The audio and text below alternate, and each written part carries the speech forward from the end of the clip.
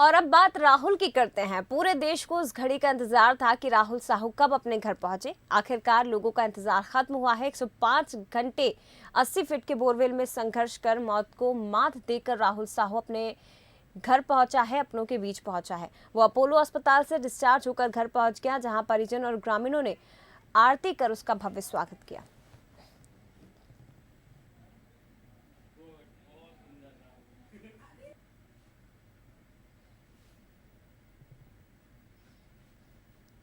तो देखिए तस्वीरें आपके सामने हैं अपोलो अस्पताल की। पहले तस्वीरें दिखाई जहां करीब 10 दिन तक एडमिट रहा राहुल साहू।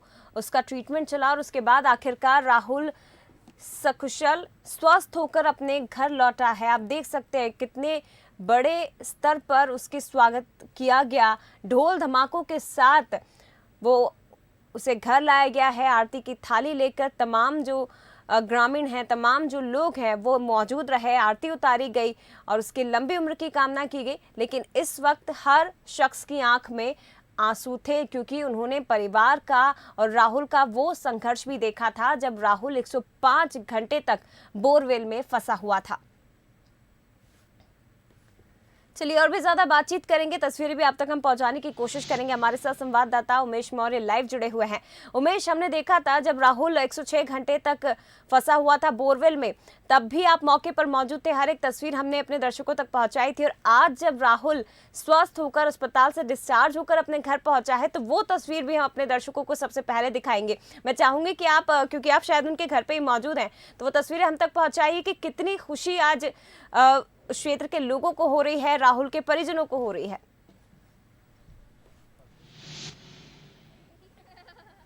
देखिए जय, जिसका इंतजार पूरे देश को था, न केवल उनके घर वालों को, पूरे देश को इसका इंतजार था कि राहुल कब पहुंचेगा। और राहुल के घर के पहुंचने के बाद ये जो पूरी फैमिली आपको दिखाई दे रही है, छोटे से लेके बड़े तक, खास करके राहुल का भाई ऋषभ साहू, जिसने इस रेस्क्यू में महत्वपूर्ण भूमिका निभाई।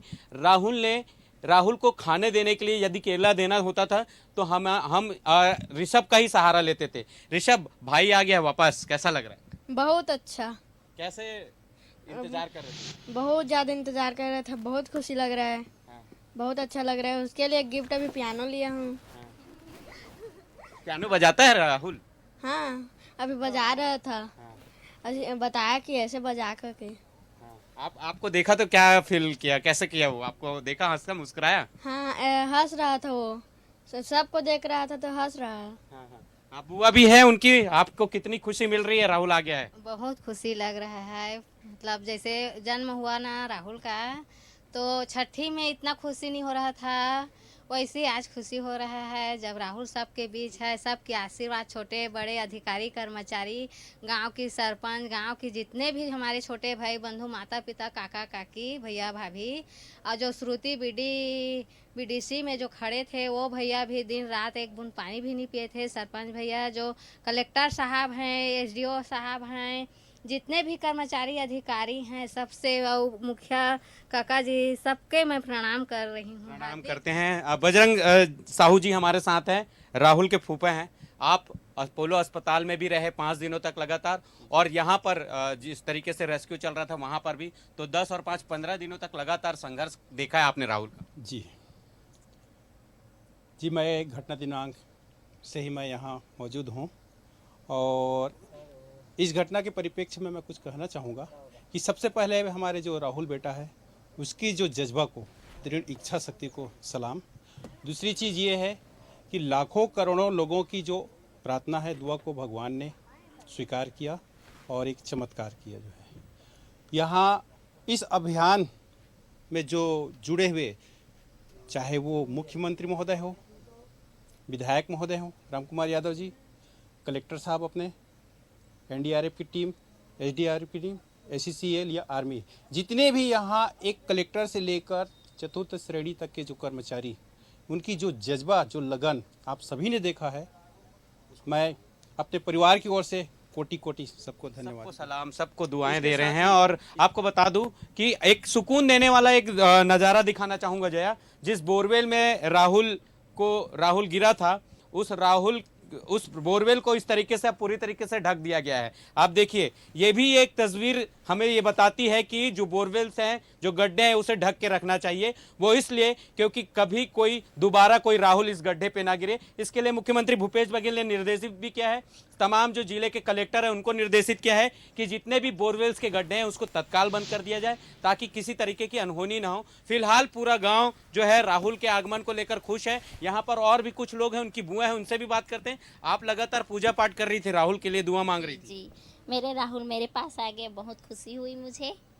मेरे राहुल एकदम अच्छे से मतलब मुस्कुरा रहे हैं, बोल रही हूँ तो राहुल राहुल बेटा बोल रही हूँ तो एकदम खुश है वो भी, हम लोग भी पूरा परिवार खुशी से बहुत खुश हैं हम लोग।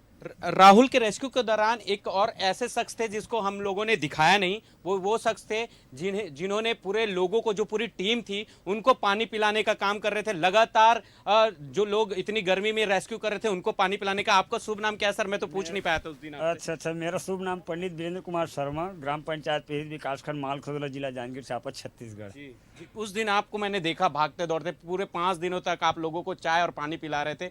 अब सफलता मिल गई है।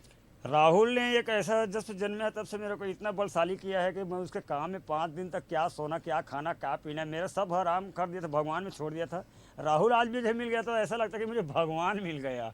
इतनी आनंद है गांव में कि जैसे राजा दशरथ के घर में राम जी पैदा हुए थे, तो आज हमारे ग्राम पंचायत पीड़ित में घरों घर दीपक जल रहे, घरों घर मिठाई वितरण हो रहा है। हम खुशहाली के आनंद मना रहे हैं हमारे राहुल के लिए। निश्चित रूप से जया, ये सबसे बड़ा महायज्ञ था और इस महायज्ञ की सबसे बड़ी आहुति जो थी वो दी गई है और उस आहुति में राहुल सकुशल बाहर निकला है। ये सबके लिए बहुत बड़ी खुशखबरी की बात है। और अब राहुल अपने घर में, इस वक्त वो अपनी मम्मी के साथ है, आराम कर रहा है, कुछ खाना उन्होंने खाया है अभी, और लगातार उनसे मिलने वाले जो लोग हैं वो लगातार वहां पर पहुंच रहे हैं। बधाइयों का तांता लगा हुआ है। बिल्कुल, कुल मिलाकर ये कहा जाए उमेश के आज का दिन जो है वो जांजगीर के लोगों के लिए किसी त्योहार से कम नहीं है, दिवाली से कम नहीं है, क्योंकि आज